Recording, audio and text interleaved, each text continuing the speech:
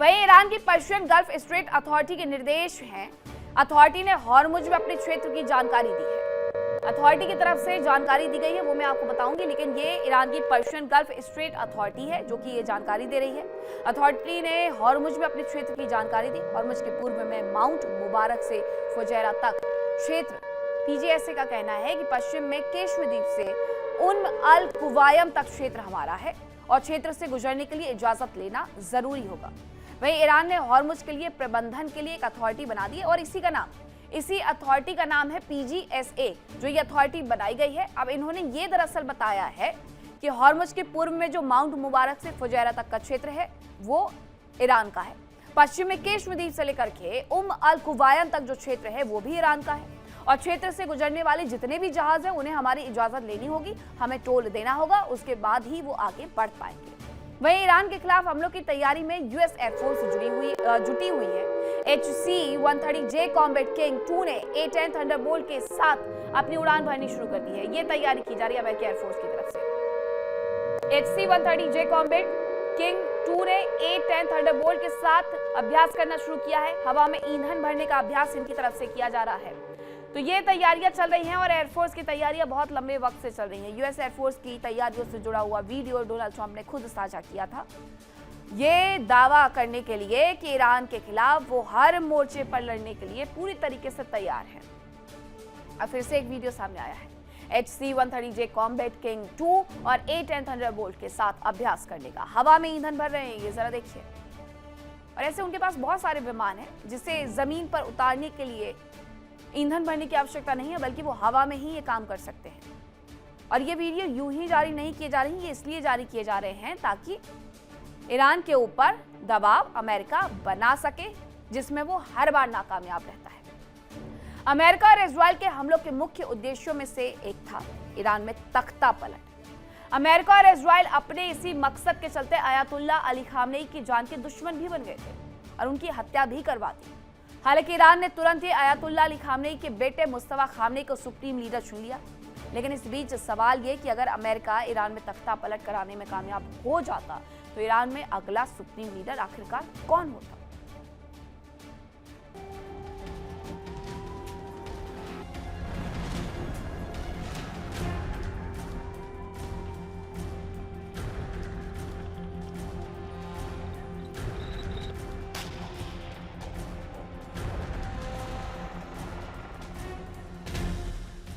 Iran का इस्लामी शासन हमेशा से ही इजराइल और अमेरिका को अपना दुश्मन मानता रहा। 1979 की क्रांति के बाद से ईरान और इजराइल के रिश्तों में खटास आई। अमेरिका ने भी बीते साल के अंत में ईरान में हुए विद्रोह को समर्थन दिया। ईरान से विद्रोहियों पर कार्रवाई नहीं करने के लिए कहा गया।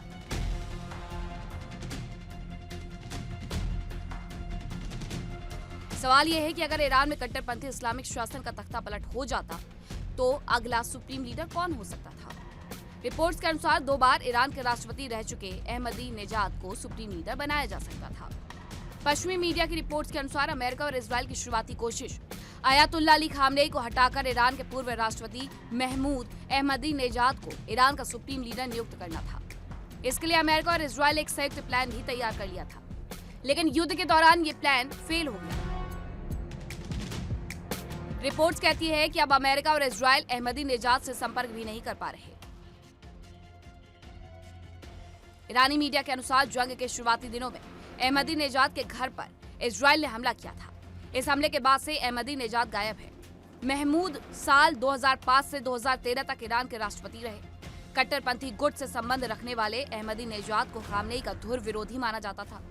हालांकि वो भी इस्लामिक गणराज्य की अवधारणा में भरोसा करते थे। कई मौकों पर इजराइल और अमेरिका के खिलाफ बयान दे चुके हैं। माना जा रहा है कि अहमदी नेजाद ईरान के परमाणु हथियार रखने के समर्थक थे।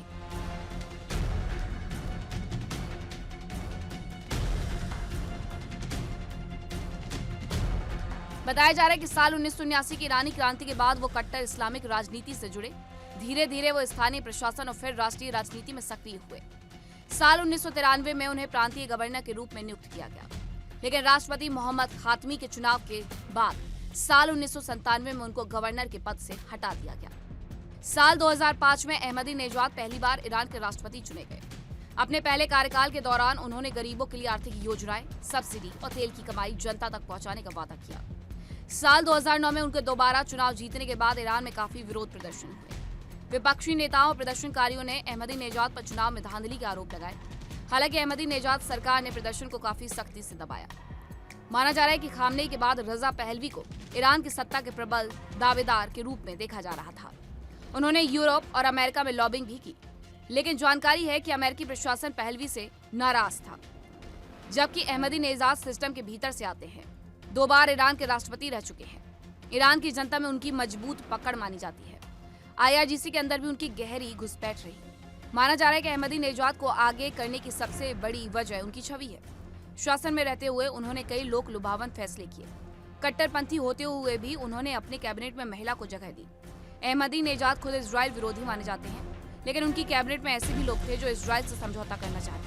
अहमदीनेजाद ने तमाम विरोधों के बाद भी उन लोगों को नहीं हटाया। Bureau report, India daily. लेकिन महमूद अहमदीनेजाद हैं कौन जिन्हें सत्ता में आसीन करवाने के लिए इजराइल और अमेरिका ने जंग छेड़ दी और पूरी तैयारी कर ली थी? उनके बारे में जान लेते हैं। ये ईरान के पूर्व राष्ट्रपति हैं जो कि 2005 से 2013 के कार्यकाल में रहे। कट्टरपंथी राजनीतिक छवि इनकी भी है। ये 1979 की इस्लामिक क्रांति को पूरा सपोर्ट करते हैं। इजराइल के खिलाफ कड़े बयान भी देते हैं। ईरान की घरेलू राजनीति में ये विवादित चेहरा हैं और इनकी अयातुल्ला अली खामनेई के साथ बिल्कुल नहीं बनती थी, इसीलिए अमेरिका उन्हें गद्दी पर बैठाना चाहता था। अब इनका सियासी सफर क्या है? 1979 ईरानी क्रांति से इनका जुड़ाव रहा है। 1993 प्रांतीय गवर्नर ये नियुक्त किए गए, लेकिन 1997 में पद से इन्हें हटा दिया गया।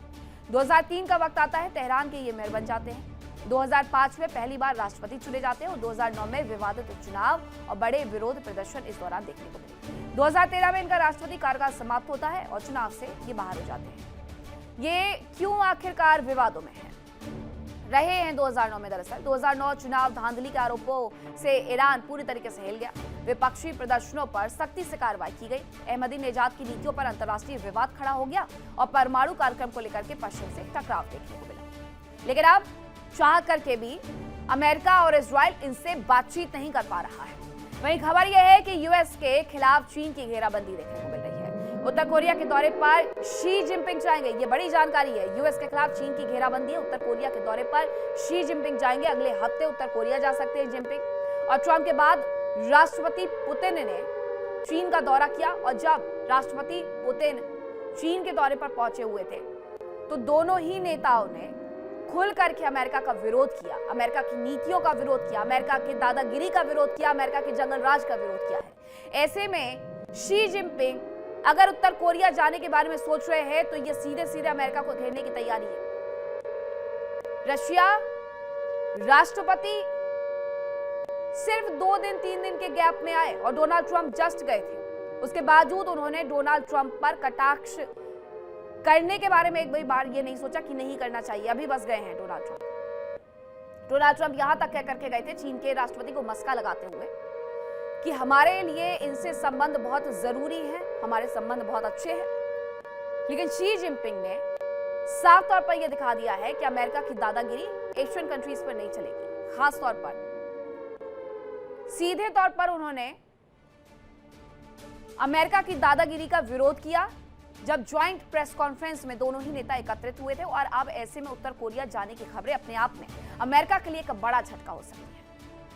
मिडिल ईस्ट में हुई जंग में अमेरिका को भारी नुकसान हुआ। आर्थिक नुकसान के साथ साथ अमेरिका की साख भी गिरी है। मित्र देशों का अमेरिका पर से भरोसा कम हो रहा है। हालांकि अमेरिका ने खाड़ी देशों को हथियार तो बेचे, लेकिन अब अमेरिका के 2 मित्र देशों ने उसे एक बहुत बड़ा झटका दिया है। I can't tell you how hot it is. Someone close the window. Iran ने पलटवार करते हुए खाड़ी देशों को दहलाया। इजराइल को लगभग नेस्तनाबूद कर दिया। अमेरिकी सैन्य बेस को तबाह किया। अमेरिका के खाड़ी देशों की सुरक्षा में किए गए सभी इंतजाम धराशायी हो गए। ईरान ने खाड़ी देशों में सऊदी अरब और यूएई पर सबसे ज्यादा हमले किए। दोनों ही देशों के तेल कारोबार को नुकसान पहुंचाया, अहम ठिकानों को भी तबाह किया। हालात ऐसे हो गए कि अमेरिका से सऊदी अरब और यूएई का भरोसा ही उठ गया। सऊदी अरब और यूएई को अमेरिका का सहयोगी माना जाता है। हालांकि अब इन दोनों देशों ने ईरान जंग में फंसे अमेरिका को झटका देना शुरू कर दिया है। यूएई और सऊदी ने अमेरिकी ट्रेजरी से $15 बिलियन निकाल लिए। इसका असर अमेरिका की अर्थव्यवस्था पर देखने को मिलेगा। साथ ही दोनों ने ईरान पर फिर से हमले का खुलकर विरोध किया। ईरान के साथ तनाव में उलझे अमेरिका को सऊदी अरब और संयुक्त अरब अमीरात ने 2 बड़े झटके दिए। पहला ये कि सऊदी और यूएई दोनों ने अमेरिकी ट्रेजरी से अपनी जमा पूंजी निकालनी शुरू कर दी। दोनों देशों ने मिलकर $15 अरब की जमा पूंजी निकाली। पश्चिमी मीडिया की रिपोर्ट्स के अनुसार सऊदी और यूएई ने ईरान पर हमले का विरोध किया। राष्ट्रपति डोनाल्ड ट्रंप का कहना है कि वो हमले से सिर्फ 1 घंटे दूर थे, लेकिन यूएई और सऊदी के विरोध के कारण उन्हें अपना फैसला बदलना पड़ा।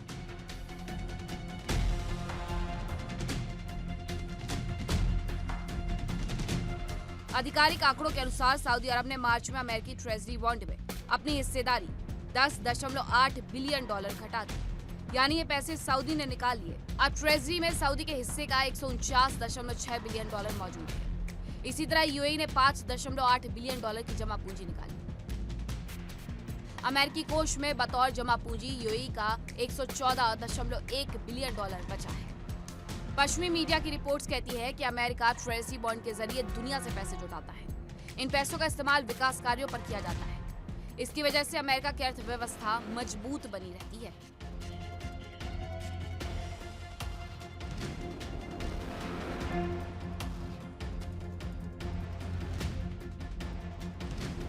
यूएई और सऊदी अरब ने जिस तरह से ट्रेजरी बॉन्ड से पैसा निकालने की प्रक्रिया शुरू की, इससे अमेरिका पर कर्ज देने वाले देशों का भरोसा कम होगा। वहीं डॉलर की मजबूती के लिए भी एक बड़ा झटका है। साथ ही यूएई और सऊदी के इस कदम से अमेरिका को कर्ज महंगा पड़ सकता है। वहां पर ब्याज दरों में बढ़ोतरी देखने को मिल सकती है। जंग के कारण अमेरिकी पहले से ही परेशान है।